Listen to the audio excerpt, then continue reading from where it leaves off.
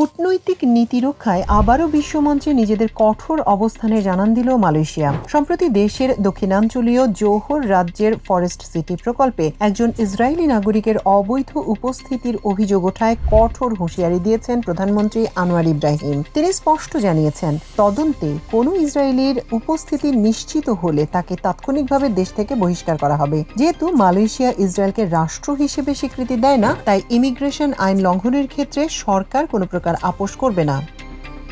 ঘটনার সূত্রপাত মালয়েশিয়ার জোহর রাজ্যে নির্মিত কৃত্রিম দ্বীপের একটি মেগা প্রজেক্ট ফরেস্ট সিটিকে কেন্দ্র করে। সিঙ্গাপুর সীমান্তের কাছে অবস্থিত এই বিশাল মিশ্র ব্যবহারের উন্নয়ন প্রকল্পটিতে বিশ্বজুড়ে বহু বিদেশি নাগরিক বসবাস ও ব্যবসা করেন। সম্প্রতি সেখানে একটি স্টার্টআপ কমিউনিটি, যা নেটওয়ার্ক স্কুল নামে পরিচিত, তার কার্যক্রমে একজন ইসরায়েলি নাগরিক জড়িত থাকার অভিযোগ ওঠে। মালয়েশিয়ার জাতীয় গণমাধ্যম ফ্রি মালয়েশিয়া টুডের প্রতিবেদন অনুযায়ী এই অভিযোগের পর দেশের স্বরাষ্ট্র মন্ত্রণালয় এবং অভিবাসন বিভাগ তাৎক্ষণিকভাবে একটি উচ্চ পর্যায়ের তদন্ত শুরু করে। প্রশ্ন ওঠে, যেখানে ইসরায়েলিদের প্রবেশাধিকারই নেই সেখানে তিনি ঢুকলেন কিভাবে? গোয়েন্দা তথ্যে জানা যায়, ওই ব্যক্তি সম্ভবত দ্বৈত নাগরিকত্ব বা ডুয়েল সিটিজেনশিপ ব্যবহার করেছেন, অর্থাৎ ইসরায়েলের পাশাপাশি তার কাছে অন্য কোনো পশ্চিমা দেশের পাসপোর্ট ছিল, যা ব্যবহার করে তিনি ইমিগ্রেশনের চোখ ফাঁকি দিয়ে মালয়েশিয়ায় প্রবেশ করেন। এই খবর ছড়িয়ে পড়তেই অভিবাসন বিভাগ ফরেস্ট সিটির আন্তর্জাতিক কমিউনিটিতে একটি আকস্মিক চিরুনি অভিযান পরিচালনা করে, যেখানে 266 জন বিদেশি নাগরিকের পাসপোর্ট এবং ভিসা পরীক্ষা করা হয়। যদিও প্রাথমিক তদন্তে ইমিগ্রেশন বিভাগ জানিয়েছে, যাদের জিজ্ঞাসাবাদ করা হয়েছে তাদের সবার কাছে বৈধ অভিবাসন নথি ছিল। মালয়েশিয়ার এই কড়া অবস্থান কিন্তু আকস্মিক কোনো সিদ্ধান্ত নয়। 1957 সালে স্বাধীনতা লাভের পর থেকে দক্ষিণ পূর্ব এশিয়ার এই মুসলিম সংখ্যাগরিষ্ঠ দেশটি ফিলিস্তিনের স্বাধীনতার পক্ষে আন্তর্জাতিক মঞ্চে সবচেয়ে সোচ্চার কণ্ঠস্বরগুলোর একটি। মালয়েশিয়ার রাষ্ট্র হিসেবে ইসরায়েলকে কখনোই স্বীকৃতি দেয়নি এবং দুদেশের মধ্যে কোনো আনুষ্ঠানিক কূটনৈতিক বা বাণিজ্যিক সম্পর্ক নেই।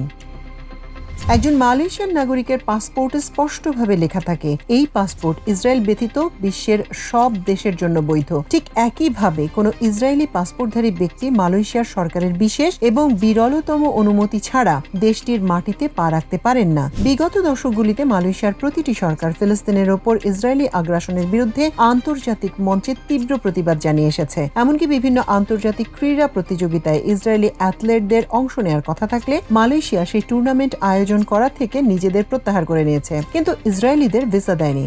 বর্তমান প্রধানমন্ত্রী আনোয়ার ইব্রাহিমও এই ঐতিহাসিক ও নৈতিক নীতিতে এক চুলো নড়চড় করতে রাজি না।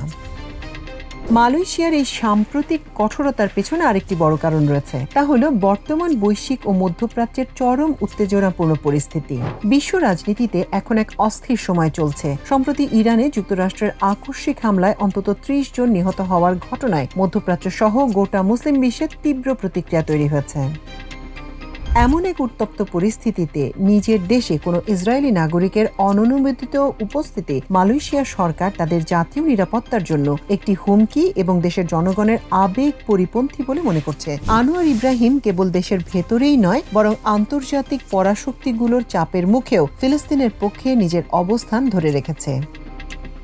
জোহর রাজ্যের ফরেস্ট সিটির এই ঘটনাটি মালয়েশিয়ার ইমিগ্রেশন ও গোয়েন্দা ব্যবস্থার জন্য একটি কঠিন পরীক্ষা। দ্বৈত নাগরিকত্বের সুযোগ নিয়ে কোনো ইসরায়েলি নাগরিক যাতে দেশের সার্বভৌমত্ব ও নীতিকে বৃদ্ধাঙ্গুলি দেখাতে না পারে, সেজন্য প্রশাসন এখন সর্বোচ্চ সতর্ক। প্রধানমন্ত্রী আনোয়ার ইব্রাহিমের এই জিরো টলারেন্স নীতি আবারও প্রমাণ করল যে ফিলিস্তিন ইস্যুতে মালয়েশিয়া কোনো বৈশ্বিক চাপের কাছে মাথা নত করবে না।